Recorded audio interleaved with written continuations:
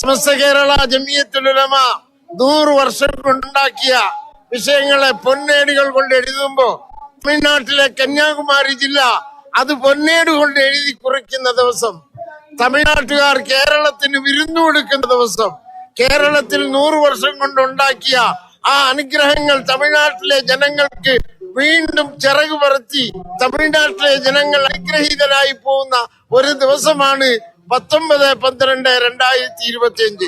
അതിന്റെ പടനായകൻ സയ്യിദുൽ ഉലമ സയ്യിദ് മുഹമ്മദ് ജിഫ്രി മുത്തുക്കോയ തങ്ങളും മുഷാവറ അംഗങ്ങളും കേരളത്തിലെ ആലിമീങ്ങളും കേരളത്തിലെ എല്ലാ വ്യക്തിത്വങ്ങളും ഞങ്ങൾക്ക് വിരുന്നുകാരനായി വരികയും ഞങ്ങൾ അവർക്ക് വിരുന്നു കൊടുക്കുകയും ചെയ്യുന്ന ആഘോഷിക്കുന്ന ഒരു മനോഹരമായ ദിവസമാണ് ഇന്നത്തെ ദിവസം. ഈ നാഗർകോവിൽ ഒരു നാഗരികതയുടെ നഗരം കൂടിയാണ്.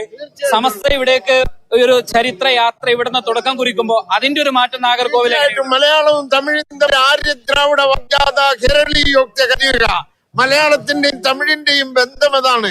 മാത്രമല്ല തമിഴ്നാട്ടുകാരെ സ്വീകരിക്കുന്നതിലും മലയാളത്തിലുള്ള അനുഗ്രഹങ്ങളെ സ്വീകരിക്കുന്നതിലും അവരെ ആദരിക്കുന്നതിലും തമിഴ്നാട്ടുകാരുടെ മര്യാദ അത് മഅറൂഫ എന്നുള്ളത് സമസ്ത ഞങ്ങൾക്ക് തെളിയിച്ചു കാണിച്ചു തന്ന ദിവസമാണിത്. ഈ സംസ്ഥയുടെ പ്രവർത്തനങ്ങളൊക്കെ ഈ ഒരു തമിഴ്നാട്ടിലൊക്കെ എങ്ങനെയാണ് നടന്നു പോകുന്നത്?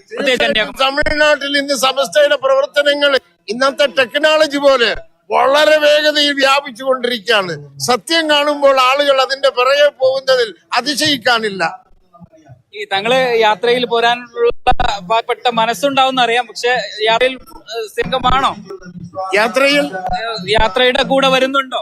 യാത്രയിൽ എന്റെ കഴിവിൻ പരമാവധി വരുന്നതായിരിക്കും.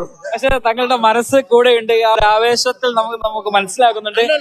മനസ്സ് കൂടെയല്ല, സമസ്തയുടെ കൂടെയാണ് എപ്പോഴും. അതായത് എന്റെ ഒരു ശ്ലോകൻ ഞാൻ എപ്പോഴും പറയുന്നത്, സമസ്തക്കാണ് നമ്മളെ ആവശ്യമുണ്ട്, പക്ഷെ നമുക്കാണ് സമസ്ത ആവശ്യം. ദീനിന് ദാവത്ത് ചെയ്യുന്ന ആളുകൾക്ക് ജനങ്ങളെ ആവശ്യമുണ്ട്, ജനങ്ങൾക്കാണ് ദീൻ ആവശ്യം. അതുപോലെ സമസ്തയെ നോക്കുമ്പോ സമസ്തയ്ക്ക് നമ്മളെ ആവശ്യമുണ്ടെങ്കിലും നമുക്കാണ് സമസ്തയെ ആവശ്യമെന്ന് മനസ്സിലാക്കേണ്ടതും.